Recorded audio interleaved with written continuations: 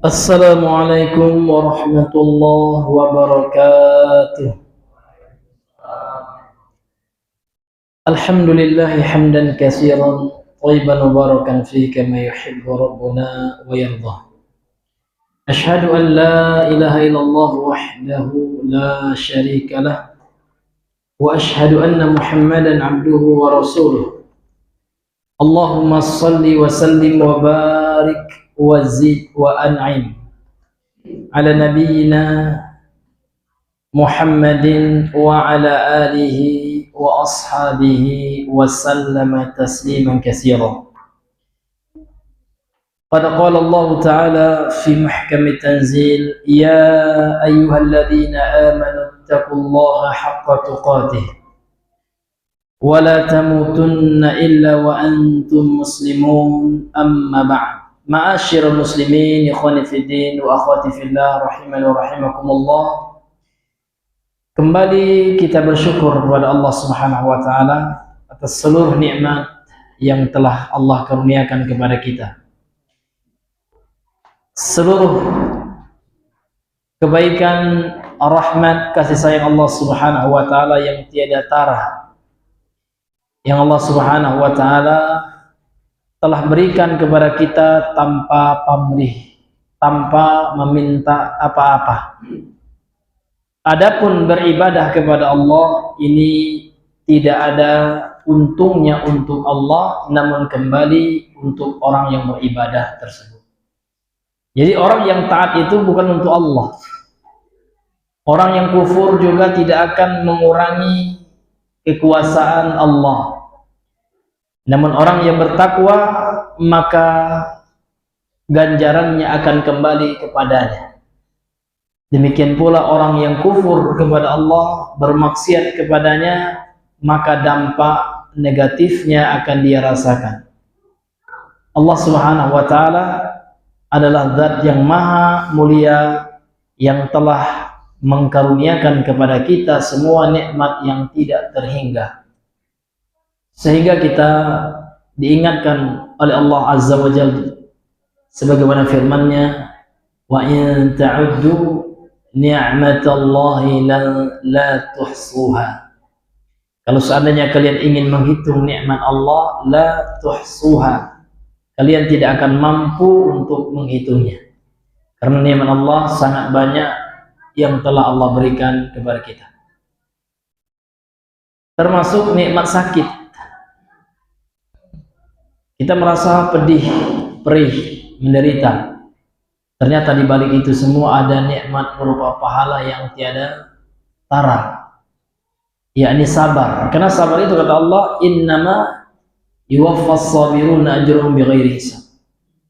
Orang-orang yang sabar dalam artian kita dia ridha terhadap ketentuan Allah, maka Allah akan berikan pahala tanpa hisab. Tanpa hisab itu Pak, kalau dalam ilmu matematika tak terhingga. Jadi tidak ada batasannya, banyak sekali. Maka tidaklah seorang itu, kata Rasulullah ya, ma asaba abdun min nasabin, tidaklah seorang hamba itu ditimpa oleh sesuatu yang membuat dia letih, lelah, sedih, galau gitu. Kemudian Rasul mengatakan wa hatta syaukah, sampai satu duri, yushakuha yang menusuknya, maka itu adalah kafaratan ya, sebagai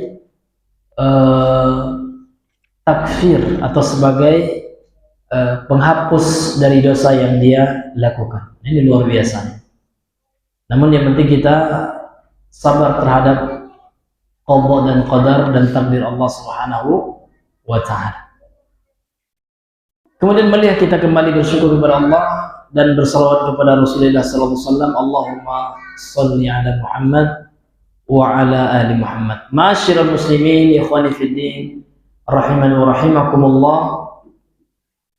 Kembali kita lanjutkan pengajian kita, masih membahas sebuah kitab yang berjudul Al-Mulakhas fi Syarh Kitab Tauhid, yang merupakan ringkasan penjelasan dari kitab Tauhid yang disyarah oleh Syekh Saleh Al-Fauzan hafizahullah taala wa ra'ah.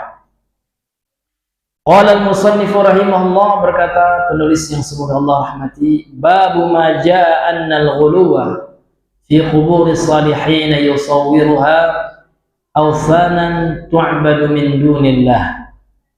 Bab ma jaa, apa saja berupa dalil Al-Quran dan As-Sunnah yang menunjukkan, yang menjelaskan annal ghuluwa, sesungguhnya perbuatan hulu, melampaui batas, fi quburi salihin, terhadap kuburan-kuburan orang saleh, yusawwiruha, mana fa'ilnya ya dalam fi'il ini, karena kata kerja dalam bahasa Arab butuh kepada pelaku, fi'il butuh kepada fa'il. Fa'ilnya adalah dhamir mustatir takdiruhu huwa, kembali kepada al-ghulu. Jadi ghulu itu yusawwiruha, akan menjadikan atau merubah ya kuburan-kuburan orang soleh, ha di situ, hiya, dhamir hiya di situ kembali kepada kubur. Karena terkadang dhamir hiya itu bisa mewakili jamak taksir kubur, ya, jamak taksir dari kubur. Jadi perbuatan ghulu tersebut, kata beliau, ini bisa menjadikan kuburan-kuburan orang soleh tersebut awsanan, sebagai berhala, tu'badu, yang disembah, min dunillah, selain Allah subhanahu wa ta'ala. Jadi kuburan yang dijadikan objek melampaui batas itu akan berubah atau akan mengubah ya kuburan tersebut menjadi ausan. Ausan jamak dari wasan. Wasan itu adalah sesuatu berupa patung atau ya berhala tanpa bentuk, Pak. Apa beda wasan dengan sonam? Sonam jamaknya ausan, sonamun, wasanun. Sonam jamaknya ausan, ya apa? 6 ausan, ya. Sonamun, ya. Afan, ausan pula. Afan, asnam, ya. Sonamun jamaknya asnamun. Wasanun baru ausan, ya. Ausanun itu jamak dari wasan. Apa bedanya? Nah, bedanya, Pak, kalau sonam jamaknya asnam, ya, sebagaimana firman Allah.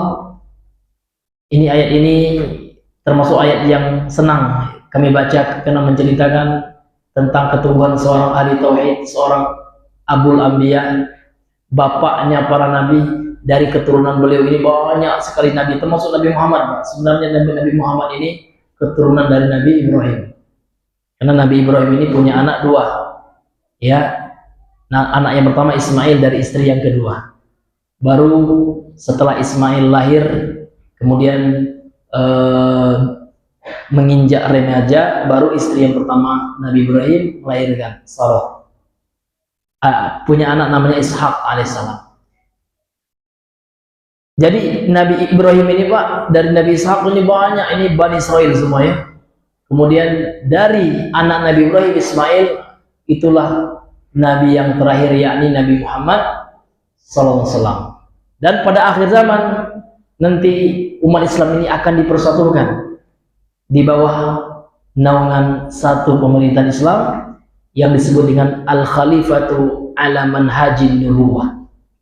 Itulah khalifah yang akan memimpin umat manusia berdasarkan manhajnya Nabi, yaitu Imam Mahdi. Imam Mahdi itu pasti, Pak, karena diantara akidah Ahlussunnah itu kita meyakini akan keluarnya Imam Mahdi. Namun wallahu alam kapan, kan gitu. Namun orang sekarang banyak yang sudah ngaku, Pak, ya, bahkan ada orang Sunda ngaku Imam Mahdi juga, ya kan, nggak bisa bahasa Arab, ya, boro-boro mau keturunan Nabi Muhammad, ya, entah dari mana, entah keturunannya. Jadi Imam Mahdi itu ada syaratnya, dia berasal dari Al-Hasan wal Husain, antara kedua itu berasal dari Fatimah dan Ali bin Abi Thalib yang merupakan nasab Nabi Sallallahu Alaihi Wasallam. Disitulah nanti akan muncul Imam Mahdi. Itu ada memang betul itu sahih. Dan Imam Mahdi nanti akan, ya, mengimami sholat kaum muslimin di masjid yang sekarang ya sudah dibuka, yang dulunya ditutup oleh Syiah laknatullah pada masa pemerintahan Taghut daripada Bashar Assad yang sudah tumbang, alhamdulillah ya, yang sekarang alhamdulillah sudah diberikan kebebasan Ahlussunnah untuk sholat di masjid itu. Namanya Masjid Al-Amawi ya, yang ada menara putihnya yang disebut dengan Al-Manaratul Bayda. Dan di situ pula nanti Nabi Isa akan turun, disebutkan dalam hadis itu ya. Ya, nama Nabi Isa nanti akan mengeksekusi Dajjal laknatullah alaih. Ma'asyiral muslimin yang dirahmati oleh Allah Subhanahu wa taala.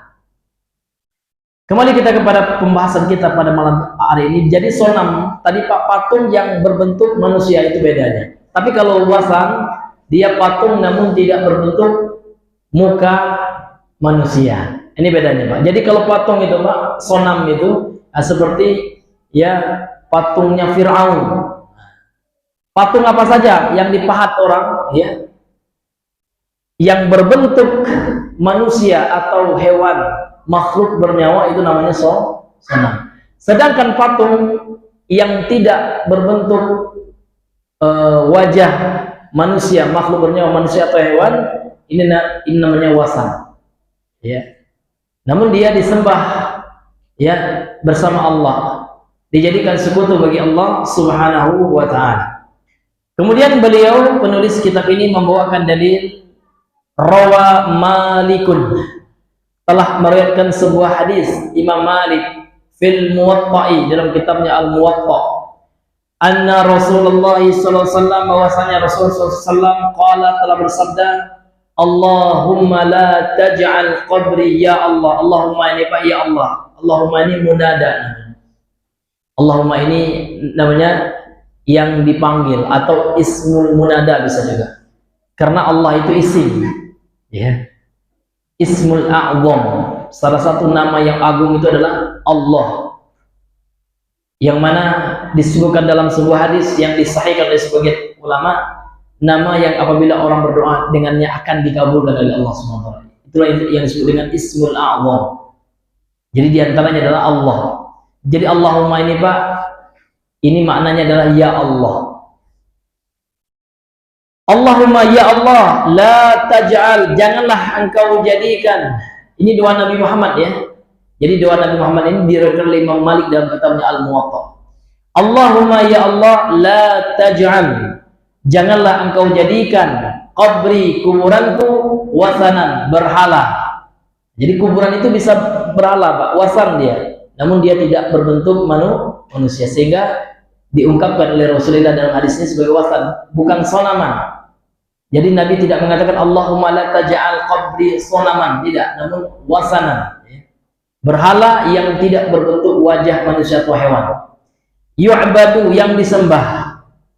Kemudian setelah Nabi ia berdoa dengan doa ini, kemudian beliau mengatakan, bersabda, ishtadda ghadabullah ya, meningkat, meluap gitu ya. Ishtadda itu Pak, meluap gitu ya, bertambah-tambah gitu.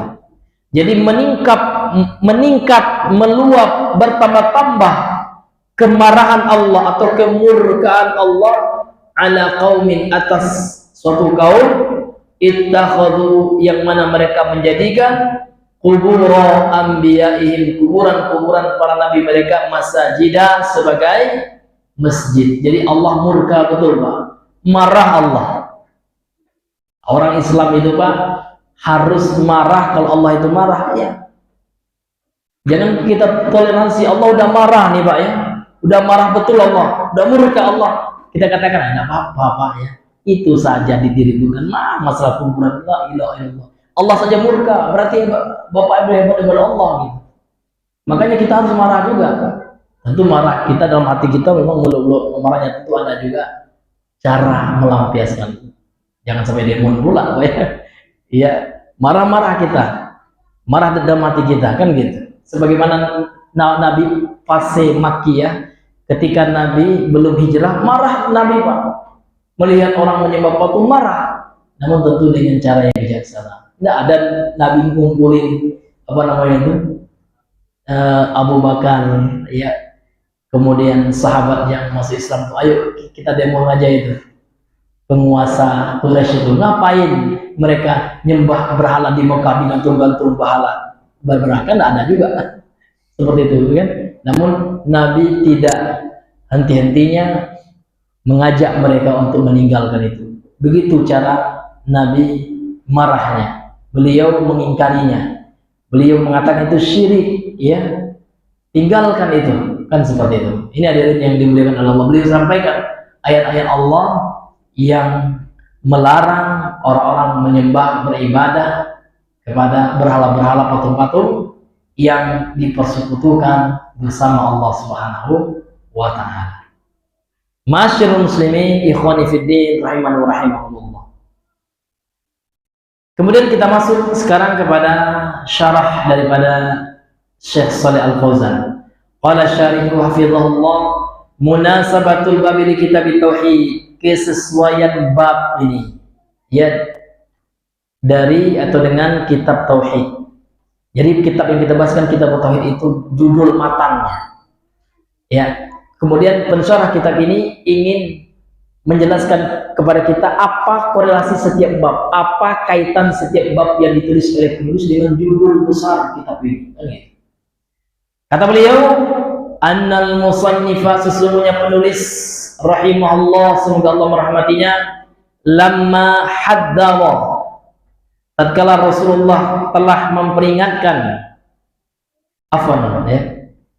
tatkala penulis ini, ya, fa'ilnya, pelakunya penulisnya, lamma haddara, tatkala penulis kitab yaitu Syekh Muhammad bin Abdul Wahab telah memperingatkan, fil babil ladzi qablahu, pada bab yang sebelumnya, minal ghuluwi fi salihin, terhadap perbuatan ghulu, melampaui batas pada orang saleh.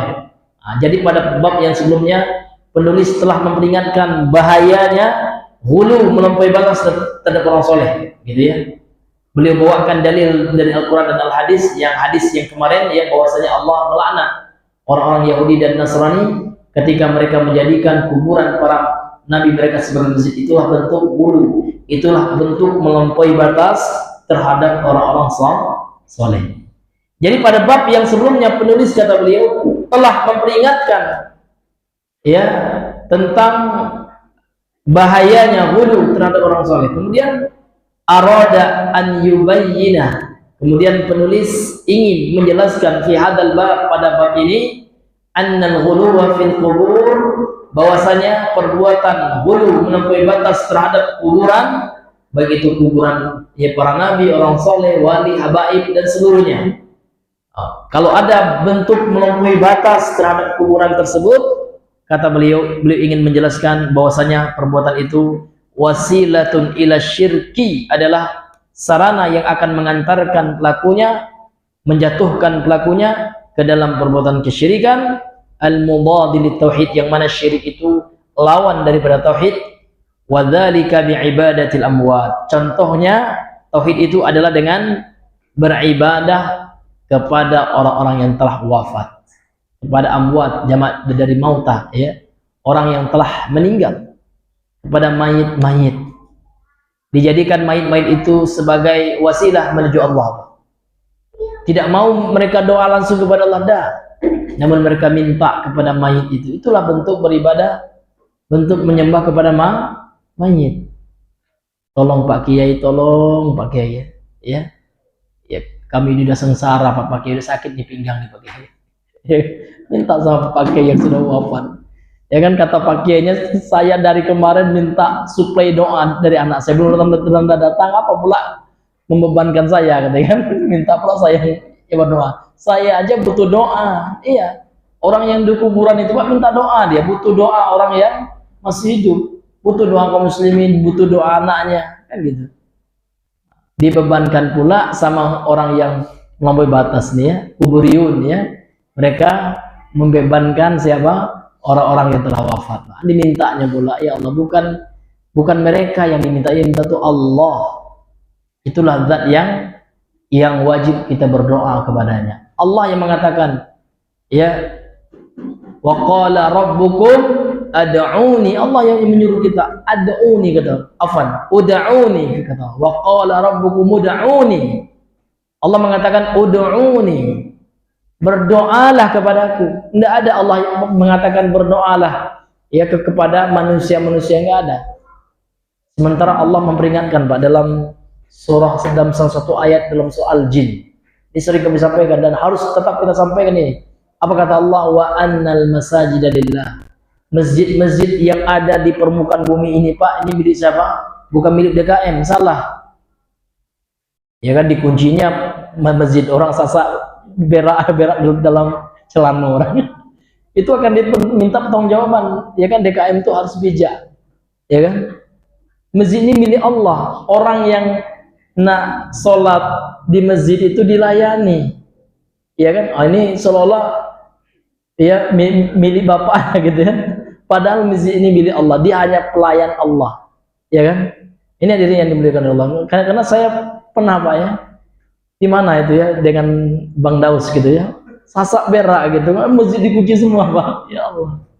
Akhirnya Pak, wah bahaya gitu. Iya, sudah sakit mules gitu kan.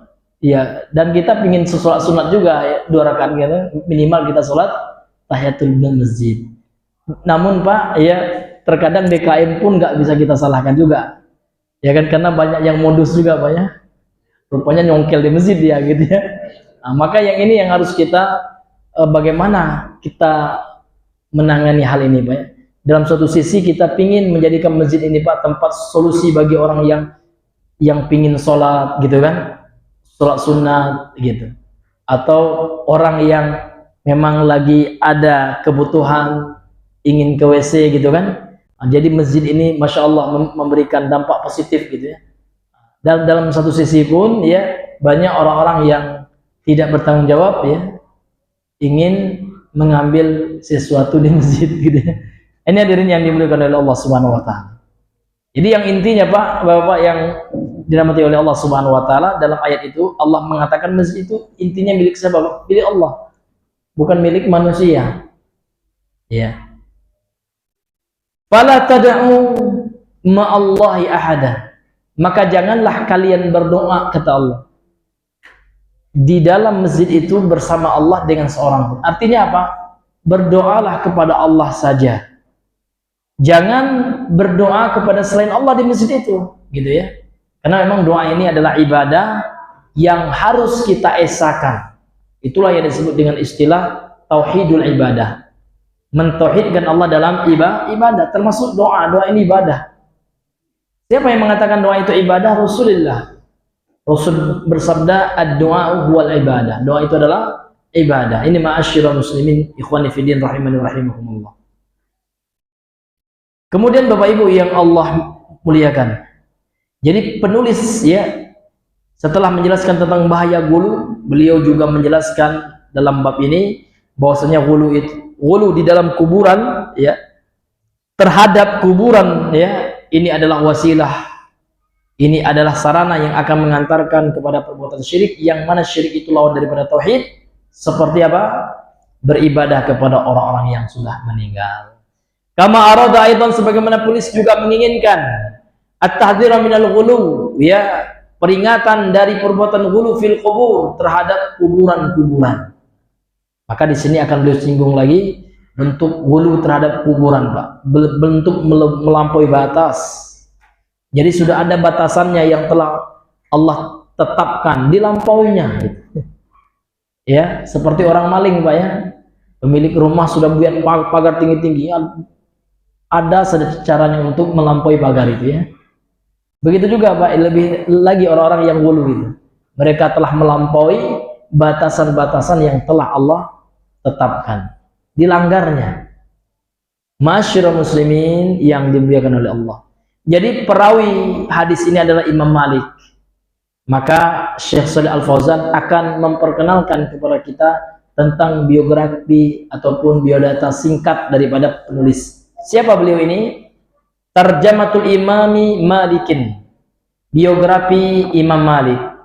Imam Malik itu siapa? Wal imamu Malik bin Anas bin Malik bin Abi Amir al-Asbahi, imamu Daril Hijrah. Beliau namanya adalah Malik. Nah, jadi Imam Malik memang itulah namanya, Pak. Nama aslinya. Kalau Imam Syafi'i bukan nama aslinya. Syafi'i ini nisbat kepada kakeknya atau buyutnya, lupa saya. Nama aslinya Imam Syafi'i itu siapa, Pak? Muhammad bin Idris. Imam Abu Hanifah itu bukan juga ya, nama asli itu, nama kunyahnya Abu Hanifah itu. Nama aslinya siapa, Bang? Nah, siapa yang tahu, Bang? Lupa pula bawa mushaf nih, Pak ya. Iya. Nama aslinya ya 5 menit ya. Kaget kalau lampu itu berarti Google ya. Jadi nama aslinya Nu'man ya. Nama ayahnya Sabit. Nu'man bin Sabit. Nah. Kemudian Imam Malik, kalau nama Imam Malik ini ya itulah nama aslinya, Pak. Ya, Malik namanya. Ya kan? Al-Imam Malik bin Anas. Namun beliau tidak ada hubungannya dengan Anas bin Malik. Nah, ini Pak ya. Kalau Anas bin Malik itu jauh sekali, Pak. Ratusan tahun. Kalau Anas bin Malik itu sahabat. Nah, khadimun Nabi ya, pelayan Nabi sallallahu alaihi wasallam, yang pernah didoakan oleh Nabi ya, supaya dipanjangkan usianya, dibanyakkan hartanya, kemudian dibanyakkan anak-anaknya, diluaskan rezekinya. Ini Anas bin Malik. Nah, kalau ini Malik bin Anas beda. Beliau bukan anaknya Anas bin Malik, enggak gitu ya. Nah, tapi nama ayahnya Anas juga, Malik bin Anas. Anas nama ayah beliau. Jadi nama beliau adalah wal imamu Malik bin Anas. Beliau adalah al-Imam Malik bin Anas bin Malik. Jadi kakeknya Malik juga, sama dengan nama beliau. Jadi nggak apa-apa, Pak. Kalau nama kakek kita misalkan A, nama anak kita A juga. Ya, sebagian orang kan malu kan, kita ingin ngasih nama anak kita Malik Janlay, Pak ya. Kakek kamu dulu namanya Malik juga gitu. Masa saya mau manggil kakekmu? Nggak apa-apa, kalau dalam adat orang Arab biasa ini. Jadi Imam Malik ini, Pak, nama ayahnya Anas, nama kakeknya Malik, sama dengan nama beliau. Jadi wal imamu Malik bin Anas bin Malik ibni Abi Amir al-Asbahi. Beliau dari Asbah ya.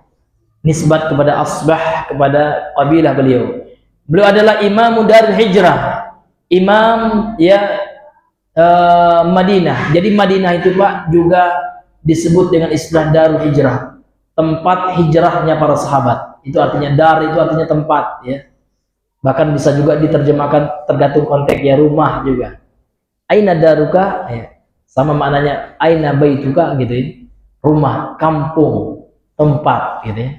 Jadi Madinah ini juga disebut dengan istilah Darul Hijrah. Jadi beliau adalah imam ulama di Madinah, Imam Malik ini.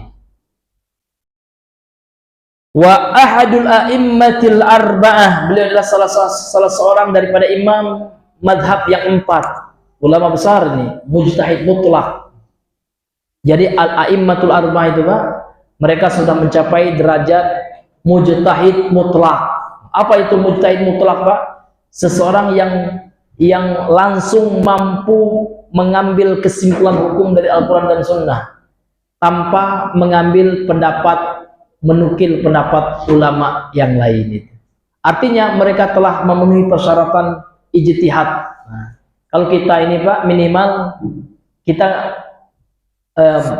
amat sedikit, bahkan ya boleh dikatakan minus ya, orang yang mencapai derajat mereka sekarang. Namun minimal kita, kata para ulama ya, diantaranya kata Imam Ibnu Abil Bar ya, minimal kita menjadi, kalau tidak bisa mujtahid, muttabi'. Kalau muttabi' ya, orang yang mengikuti pendapat imam gitu. Akan tetapi dia memahami argumentasi atau dalil daripada imam itu. Nah, ini. Dan ini tidak dikatakan taklid atau muqallid. Nah, kalau muqallid itu orang yang mengambil perkataan seorang ulama tanpa dia mengetahui alasannya. Ya, dia mengambil pendapat saja, kata si fulan A, apa dalilnya si fulan, tidak tahu dia.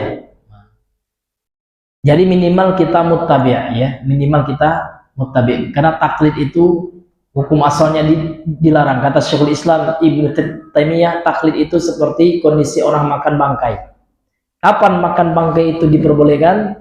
Endat tiror atau endal darurah, ketika darurat, ketika nggak ada lagi makanan yang bisa dimakan dan keadaannya waktu itu kelaparan, yang apabila dia nggak makan makanan yang haram ini mati dia. Begitulah taklid itu.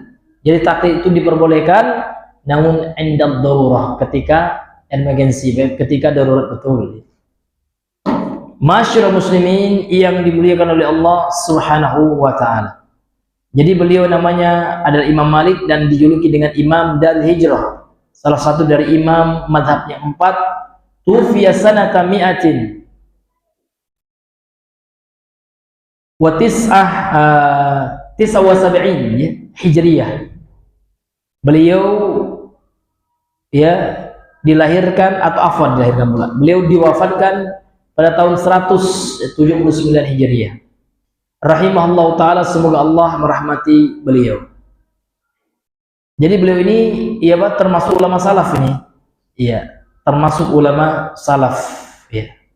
Karena beliau hidup pada tahun ya 100-an Hijriyah. Wafatnya saja 179 Hijriyah. Kemudian dalam hadis ini hadirin yang dimuliakan oleh Allah, Rasulullah berdoa dengan mengucapkan kalimat Allahumma. Kata Allahumma. Jadi Allahumma ini adalah ya ismu munada atau munada yang dipanggil. Itu artinya munada itu ya, yang dipanggil. Siapa yang dipanggil pada kata Allahumma ini? Pak Allah.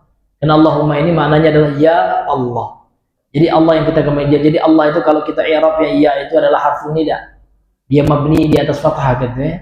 Kemudian Allah dia mabni ala dhamm sebagai munada. Nah, dia manggilkan gitu. Makanya di sini beliau mengatakan munada mabniun ala dhammi. Allahumma itu atau ya Allah itu adalah yang dipanggil yang dia mabni di atas dhammah. Ala mahalli nasbin, yang menempati posisi nasab. Wal mim Allahumma al musyaddadah, yang ditasydid. Jadi Allahumma. Jadi mim yang ditasydid ini sebagai huruf tambahan, zaidatun, tambahan. Namun tambahan itu bukan berarti tidak ada maknanya, enggak. Karena satu huruf dalam Al-Quran itu ada maknanya, Pak. Nah, namun memang ada huruf-huruf yang hanya Allah yang tahu maknanya. Itulah huruf-huruf yang terpotong-potong atau disebut dengan istilah al-huruf al-muqatta'ah. Seperti alif, lam, mim. Maka kita katakan Allahu a'lamu bi muradiha. Allah lah yang lebih tahu tentang muradnya, tapi ada maknanya ya, karena Allah itu hakim. Apa itu hakim, Pak? Melakukan sesuatu itu pasti ada hikmahnya. Inilah akidah Ahlus Sunnati wal Jamaah. Beda dengan Asy'ariyah. Asy'ariyah dan Maturidiyah mengatakan Allah itu berbuat tanpa hikmah katanya. Nah, ini termasuk pelecehan terhadap Allah. Tapi orang Asy'ariyah yang tidak mempelajari mazhab Asy'ariyah tidak paham itu gitu. Ngaku aja mereka gitu ya. Namun kalau mereka mempelajari tentang akidah Asy'ariyah seperti itu, ya kan, Allah Subhanahu wa taala itu mereka yakini ya berbuat sesuatu itu tanpa ada tujuannya. Padahal enggak. Setiap perbuatan Allah itu pasti ada hikmahnya. Namun terkadang kita ada yang Allah beritahu ya kan, dan ada yang Allah tidak beritahu, yang kita katakan Allahu a'lam, Allah yang lebih mengetahui. Contoh aja perbuatan Allah itu apa, Pak? Menciptakan manusia. Ada enggak tujuannya, Pak? Ada. Allah sendiri beritahu kita dalam surah Az-Zariyat itu ya, apa kata Allah? Wa ma khalaqtul jinna wal insa illa liya'budun. Ya, tidaklah aku ciptakan jin dan manusia, tujuannya jelas ya kan, ghayah atau hikmahnya untuk beribadah, yakni mengesahkan Allah dalam ibadah. Karena makna illa liya'budun ini ulama tafsir mengatakan illa liyuwahidun. Allah tidaklah menciptakan jin dan manusia melainkan untuk mengesahkan Allah dalam ibadah. Tidak hanya sebatas beribadah. Kalau hanya sebatas beribadah, Pak, orang koncu beribadah juga, hidup beribadah juga ya. Ibadah juga mereka. Namun ibadahnya penuh dengan kesyirikan. Namun orang umat Islam beribadah dengan mengesahkan Allah. Itulah yang disebut dengan tauhidul ibadah. Kita beribadah kepada Allah, namun kita mengesahkan Allah. Hanya Allah lah satu-satunya yang kita ibadahi. Ya, la ilaha illallah. Inilah makna la ilaha illallah itu. Tidak maknanya tauhid rububiyah. Seperti teman kita yang sebelah ya. Ya, la ilallah itu apa artinya? Memasukkan kebesaran Allah dan mengeluarkan kebesaran makhluk. Itu sebagian makna la ilallah, bukan itu yang semuanya enggak. Nah, gitu ya. Nah, karena la ilallah itu adalah la ma'budu bihaqqin illallah. Tidak ada sesembahan yang berhak, yang layak disembah secara benar kecuali Allah. Artinya kita menafikan kesyirikan dalam uluhiyah. Dalam uluhiyah itu maksudnya dalam apa? Dalam peribadahan, dalam ibadah yang kita lakukan, perbuatan hamba. Sedangkan rububiyah itu perbuatan Allah. Allah menciptakan, Allah yang menghidupkan, mematikan, yang mengatur alam semesta ini. Ini berarti kita mengesahkan Allah di dalam rububiyahnya Allah. Namun ini sebagian makna tauhid. Namun makna yang sempurnanya adalah kita meyakini tidak ada sesembahan yang berhak disembah secara benar kecuali Allah. Itulah tauhid al-uluhiyah. Itulah tauhid yang diingkari oleh orang-orang musyrik Mekah, Quraisy waktu itu. Tapi kalau masalah meyakini Allah itu yang menciptakan, orang Quraisy percaya. Fir'aun pun percaya. Iya Pak? Iya. Sampai-sampai Fir'aun ketika beralasan tidak mau sujud kepada Nabi Adam, apa katanya? Khalaqtahu min tin wa khalaqtani min nar wa khalaqtahu min tin. Engkau telah menciptakan aku dari api. Artinya apa? Fir'aun pula, iblis ya. Artinya apa? Iblis saja yakin, percaya yang menciptakannya siapa? Allah. Kenapa? Karena Allah abadikan ungkapan iblis itu. Ya Allah, engkau telah ciptakan aku dari api dan engkau ciptakan Adam dari tanah. Ana khairun min. Aku lebih baik daripada tanah pula. Daripada Adam. Karena menurut iblis api lebih baik daripada tanah. Padahal dari mana ya konsep teori iblis itu? Nah, ini masyarul muslim. Artinya apa? Iblis lagi percaya yang menciptakannya siapa Pak? Allah. Jadi kalau hanya tauhid itu dipahami, hanya meyakini Allah sebagai pencipta, maka iblis tidak kalah dengan tauhid kita. Ya Pak? Iya, namun tauhid iblis itu hancur karena tidak taat. Tauhid ibadahnya nggak ada.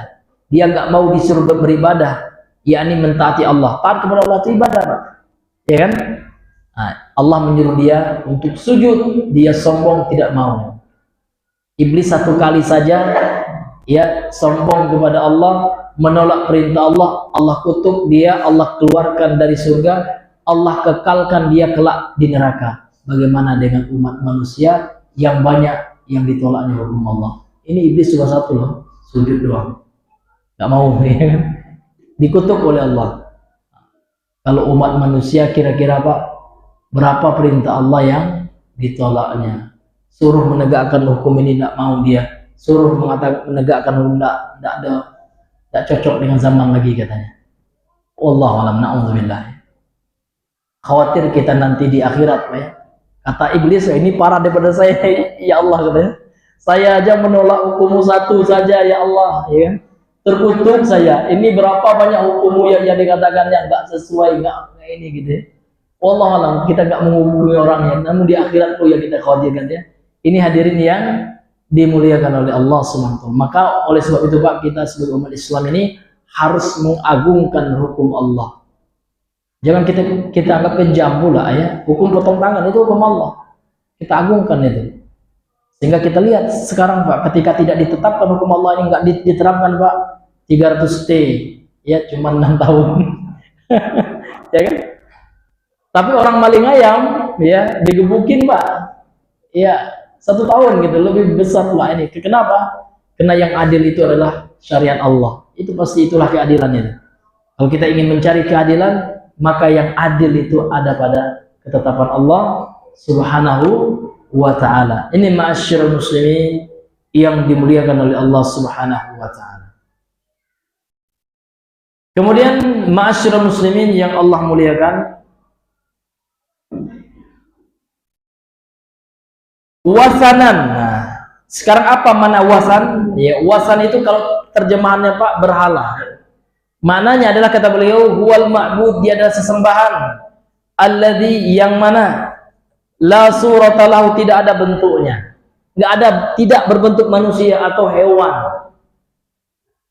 Seperti apa contohnya? Kal kuburi, seperti kuburan.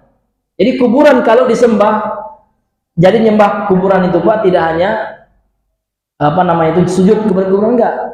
Termasuk nyembah kuburan itu Pak, kalau kita meyakini dia keramat. Nah, maka dalam Islam itu enggak ada pengkeramatan kepada kuburan, enggak ada. Atau meyakini kuburan itu tempat berkah. Ini barokah nih kuburan Habib ini, barokah ini berarti dia sudah menyembahnya itu Pak. Ingat, jadi menyembah itu ya tidak hanya kita sujud kepada kuburan, enggak, namun kita meyakini kuburan itu keramat saja, ini sudah kita berikan penyembahan kepadanya, keyakinan kepadanya. Karena yang keramat itu yang Allah tetapkan, kuburan tidak pernah Allah tetapkan ada karomahnya. Yang ada karomah itu Al-Quran Pak, ya kan? Al-Quran itu kalau kita baca maka akan mendatangkan pahala, berarti ada karomahnya. Pahala itu karomah ya.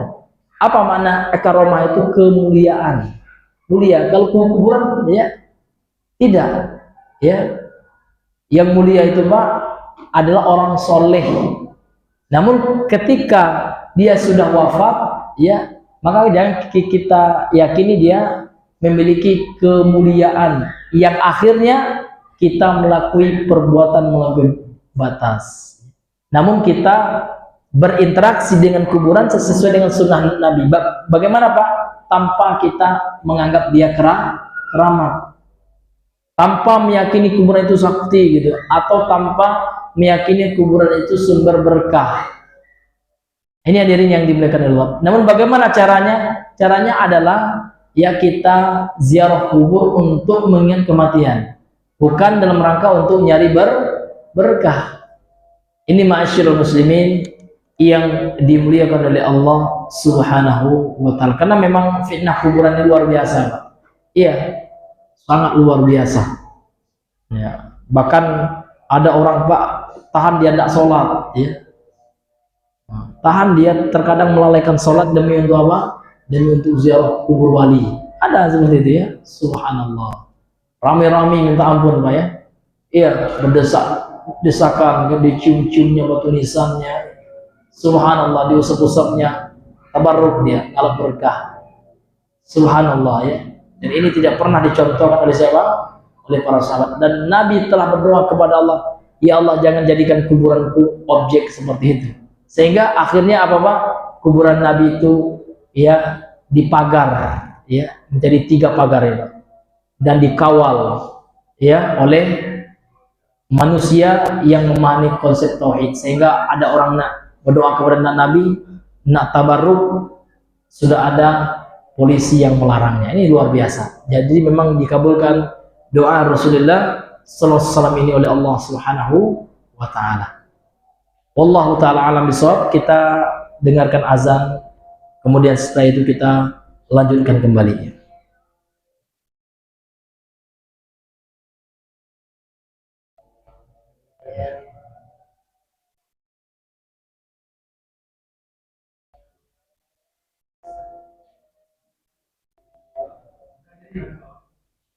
Iya.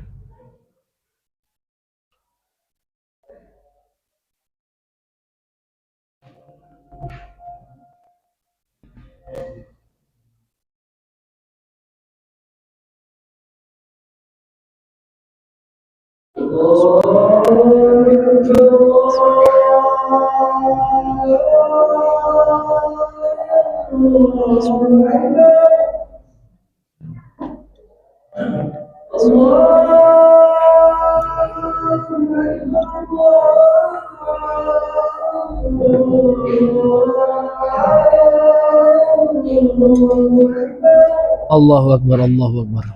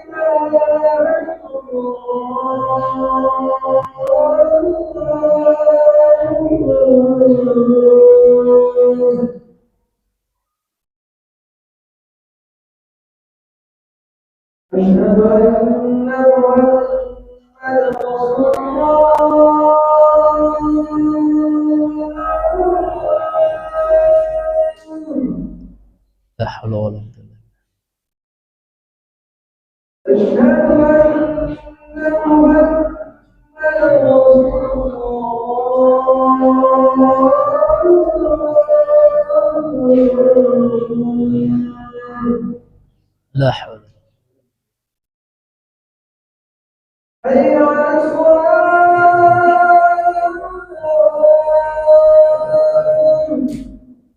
La haula wa la quwata illa billah.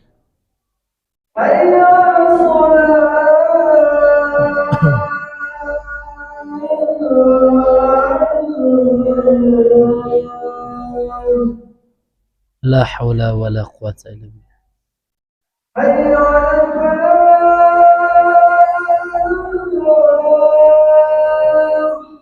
La haula wa la quwata illa billah.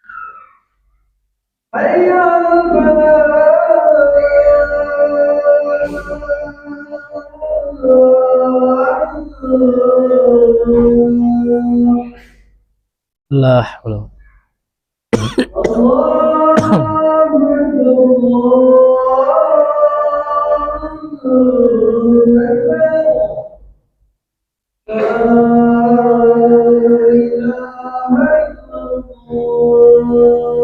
La ilaha illallah salatul qa'imah.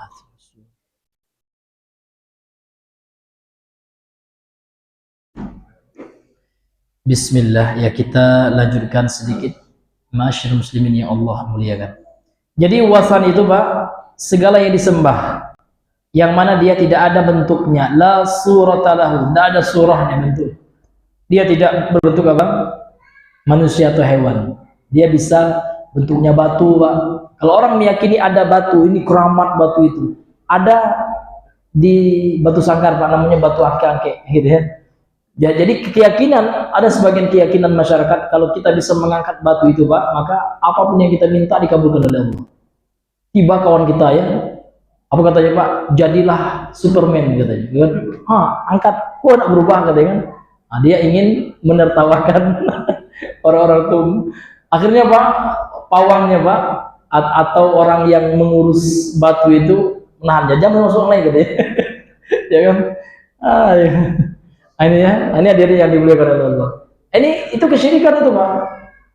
Itu wasan itu. Karena diyakini dia suatu yang mendatangkan manfaat selain Allah Subhanahu wa taala. Demikian juga keyakinan kemarin Pak, namun sekarang anaknya sudah dewasa dia. Dulu anak kecil ya. Dia dapat batu katanya ya, dari petir gitu ya. Kemudian dicelupkan kepada air, kemudian mustajab ya. Apa namanya itu, orang yang sakit minum air itu sembuh. Namanya ponari sweat ya. Iya, batu ponari kan zaman dulu Pak ya. Sekarang nggak anak kecil lagi dia, udah besar dia. Tapi sudah nggak laku lagi ya.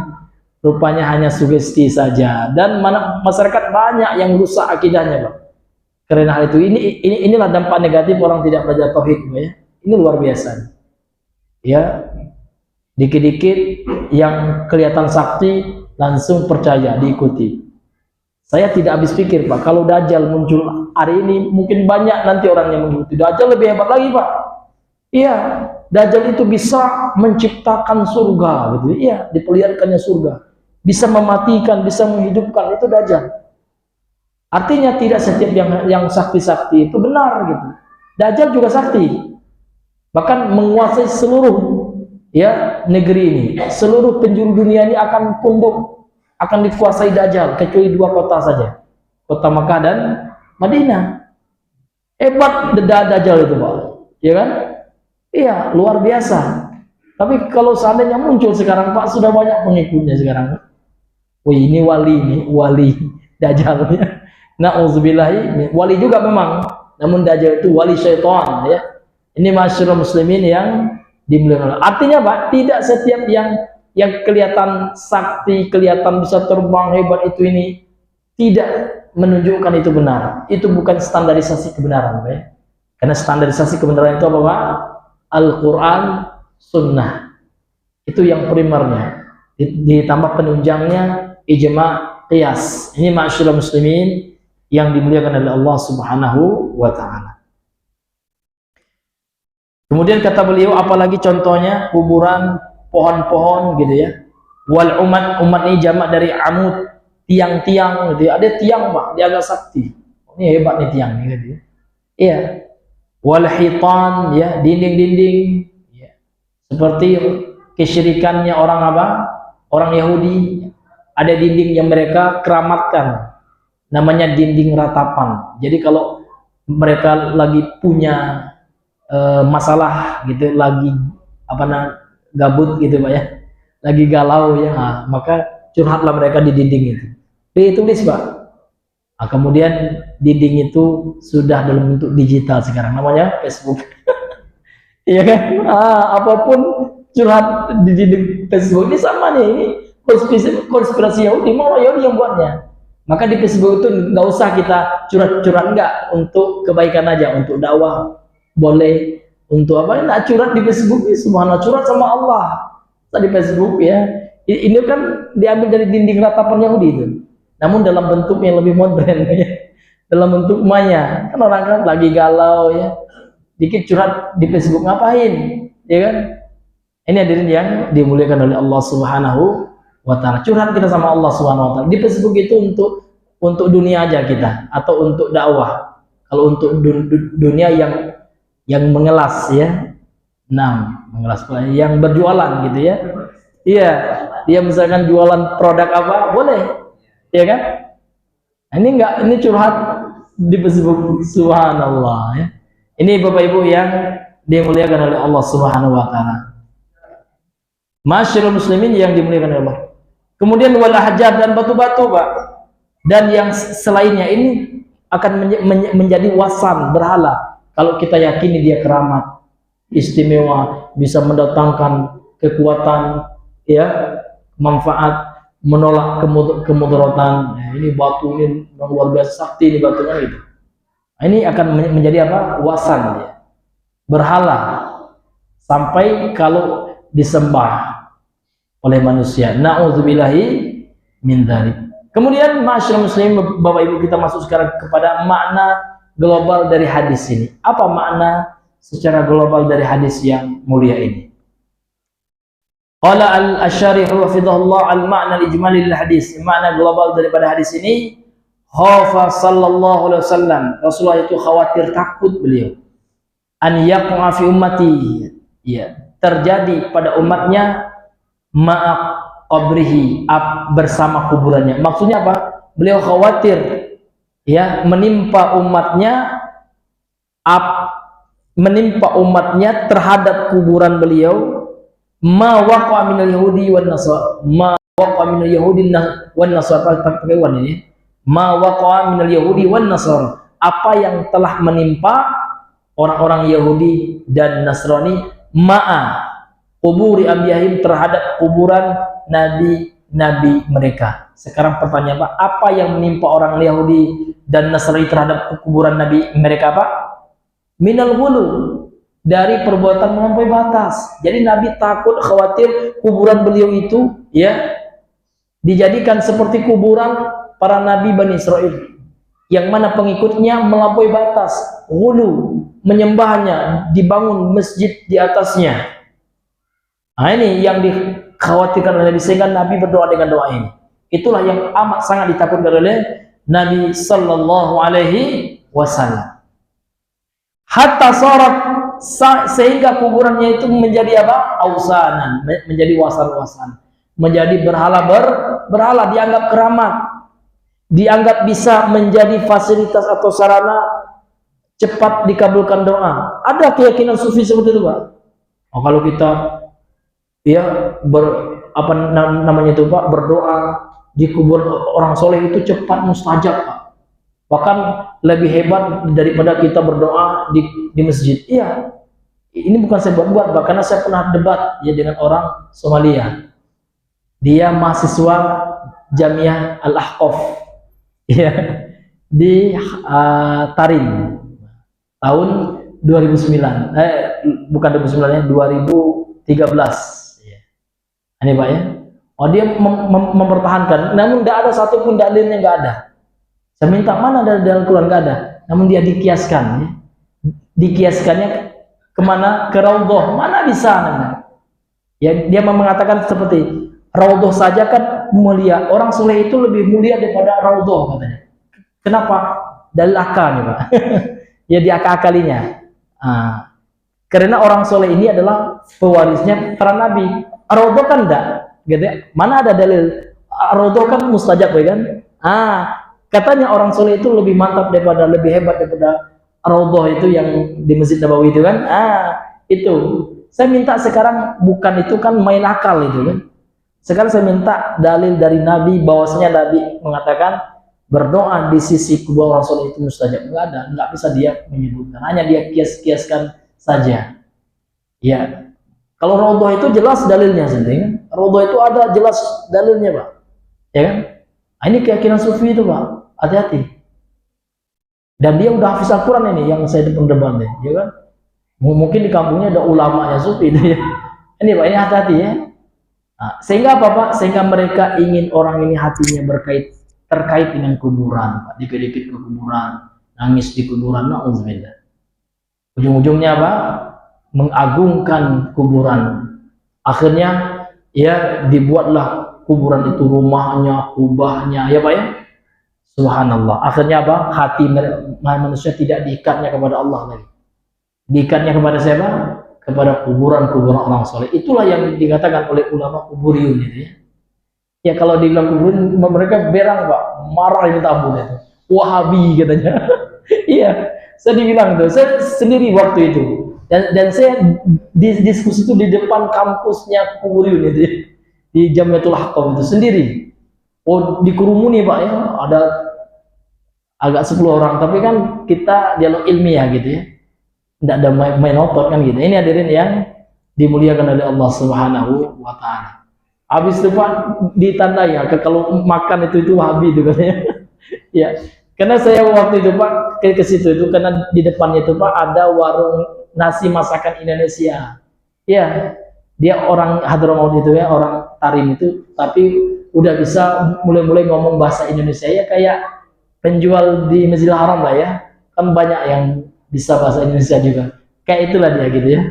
Tapi dia lebih bapak yang jaga warung itu Pak, lebih profil ke sunnah dia. Masya Allah, ini sufi ini katanya ghair ma'qul itu ya, nggak masuk akal mereka. Iya, lebih pro dia gitu. Jadi dipanas-panasinya juga gitu ya. Ini ya, dan posisi warungnya itu Pak di depan betul kampus sufi dia. Namanya ya kampus Ahqaf University. Kalau besarnya Jamiatul Ahqaf ya.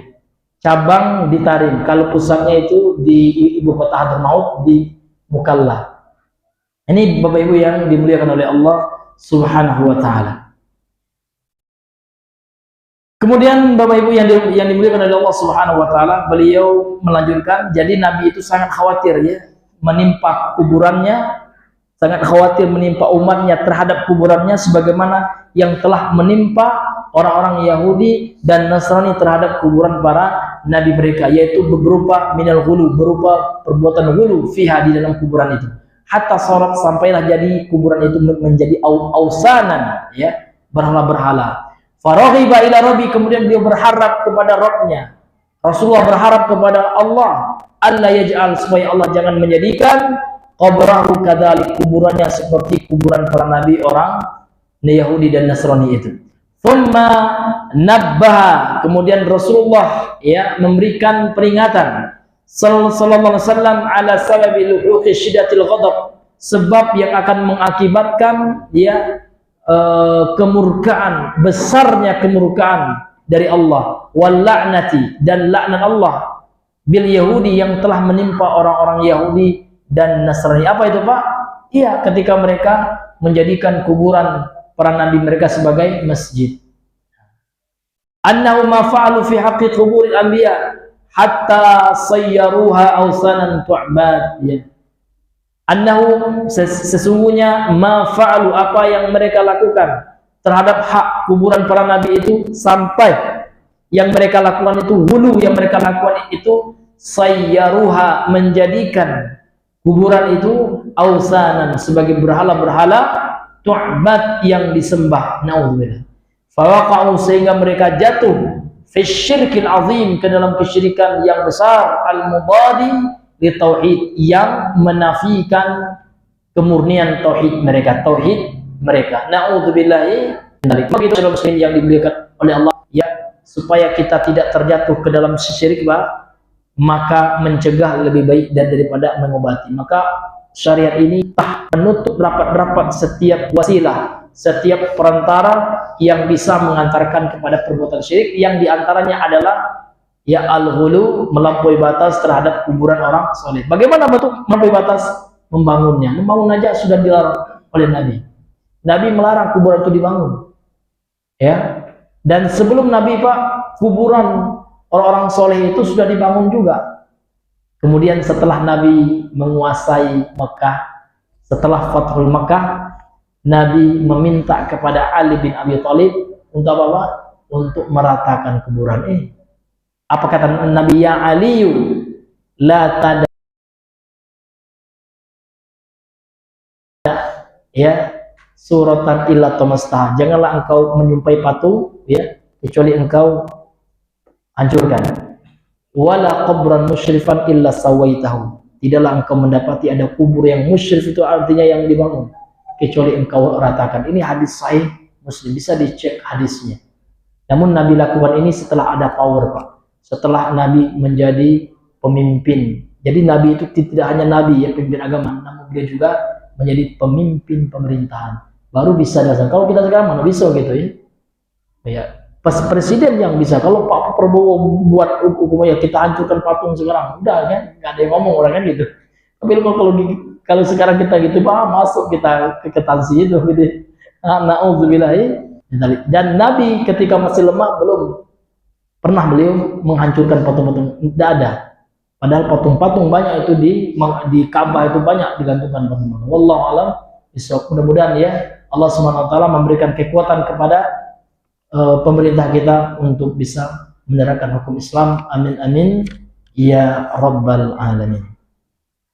Iya, ini sebelum kita tutup, ya, rupanya ada yang bertanya, ya. Assalamualaikum warahmatullahi wabarakatuh. Waalaikumsalam warahmatullahi wabarakatuh.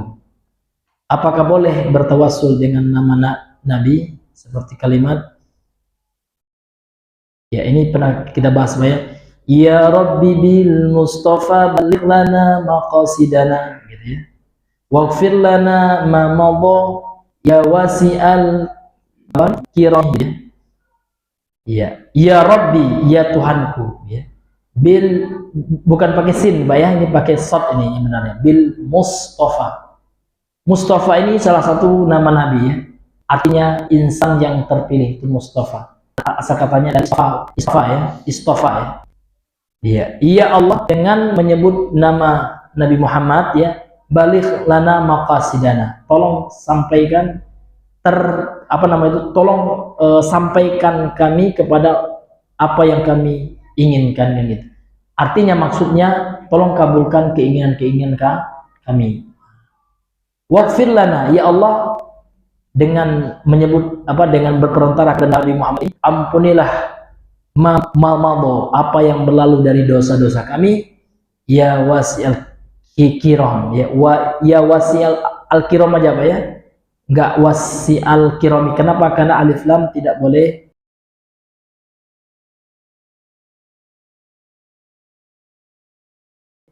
ya dia gabung dengan mudhof. Ya, artinya kalau alif lam dia nggak bisa menjadi mudhof lagi, kan gitu dalam konteksnya. Ya sebenarnya ya wasi'al kiram, ya. Tapi kalau ingin pakai ada mudhofun ilaihnya huwa di sini, maka kita hilangkan alif lamnya menjadi ya wasi'al kiram, gitu. Wallahu bisawab. Ini termasuk tawassul yang bid'ah. Kenapa? Karena tawassul ini tidak ada dalilnya ini tidak syirik, enggak, Pak. Kalau tawassul yang syirik itu langsung minta kepada dia, ini kan tetap minta sama Allah, ya Rabbi, ya Tuhanku, gitu. Namun tawassul karena tidak sesuai dengan gitu. Nabi tidak pernah mengajarkan kepada sahabatnya untuk bertawassul melalui nama. Yang tawassul minta, wahai Nabi, tolong, ya,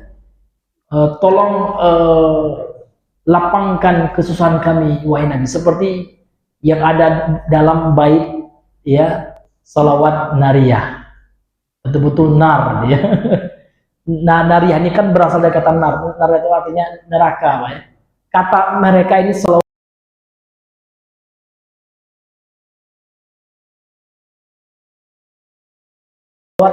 untuk menyelamatkan dari api neraka. Padahal kalau mereka yakini ternyata salawat yang bisa memasukkan dalam na'udzubillahi min dzalik. Ya, karena di situ ada unsur minta kepada Nabi, meyakini Nabi itu bisa melapangkan kesusahan, na'udzubillah. Dan ini hanya diyakini terhadap Allah, bukan kepada makhluk. Ini masyarakat muslimin. Ya, kalau yang konteks yang seperti ini, Pak, ini termasuk tawasul yang bid'ah, yang bid'ah. Ya, bukan yang syirik. Namun bid'ah, Pak, ya minimal dia syirik kecil, ya. Namun dosa besar juga yang mesti kita jauhi. Wallahu taala alam bisawab. Baik, ya, karena mengingat waktu, mungkin kita cukupkan sampai di sini. Mudah-mudahan yang sedikit ini bisa bermanfaat. Subhanakallahumma bihamdika asyhadu an la ilaha illa anta astaghfiruka wa atubu ilaik. Assalamualaikum warahmatullahi wabarakatuh.